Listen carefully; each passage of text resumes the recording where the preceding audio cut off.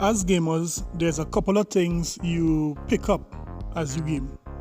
Number one, when you're playing an RPG, don't forget to save. Number two, always have a spare controller. And number three, don't mess with Nintendo's IPs or games. Well, it appears that some persons did not get that memo. Let's see how they would learn not to mess with the big N. This is Island Gaming with Jay, and let's talk about how some persons thought it would be a good idea not only to leak that they have Tears of the Kingdom, but also put it online for clout. Now they might end up in a drought. Let's talk about it. So it goes without saying that Nintendo IPs are some of the strongest in gaming history. Recently, the Mario movie just crossed $1 billion. And as you all know, Nintendo other IPs like Mario Kart, Zelda, what have you, they are all well over 30, 40, 50 million sold just on the Nintendo Switch. So it goes without saying that Nintendo would be very protective of their IPs, of their intellectual property. So, most of the general public would be very careful as to what they do with Nintendo stuff.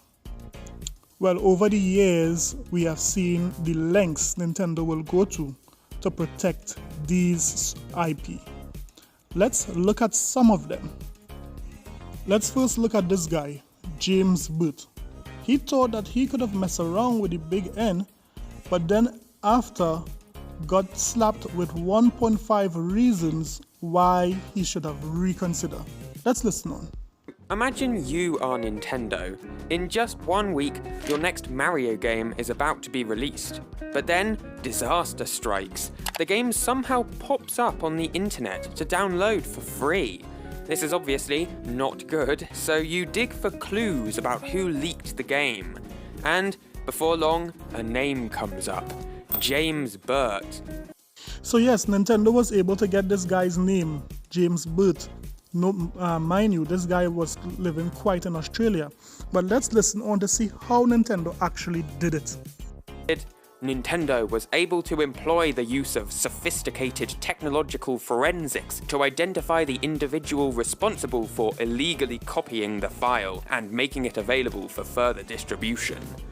Now, they don't state exactly how they figured out James Burt's identity, but before even a month had gone by, Nintendo obtained a federal court search order, which would let them search James Burt's home.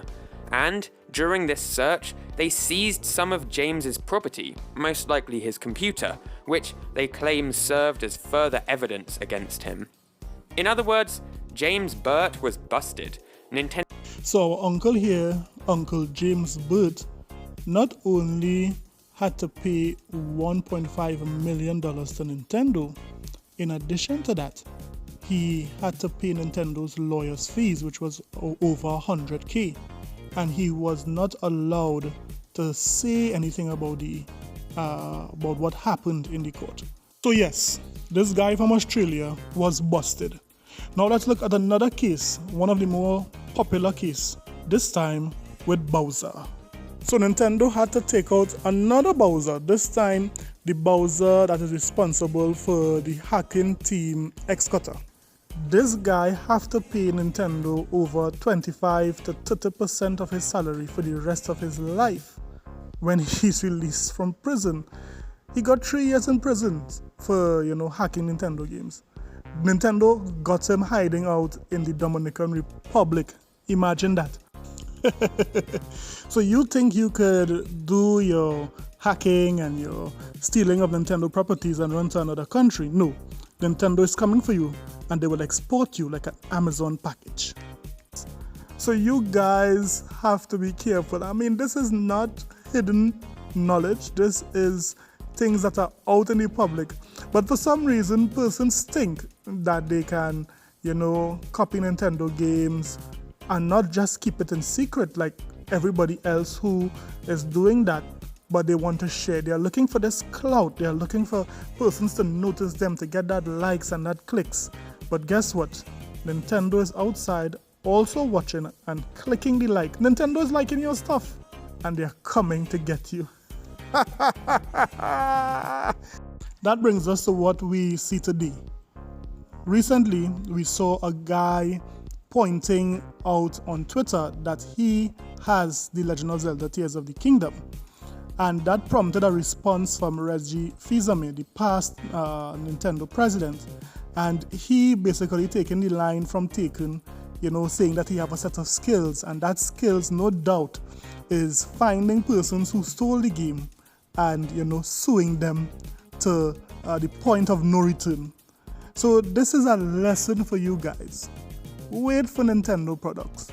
Don't try to, download it, steal it, and then look for clout by posting it on the internet. Because guess what? Nintendo will catch you. And guess what? You will end up in the poorhouse. Well, let me hear what you think. Let me hear what you think about all of this. Do you think Nintendo is right for protecting their IPs? Do you think that Nintendo is taking it too far? Let me know in the comment sections below. Like and subscribe for more videos. They're gonna get you.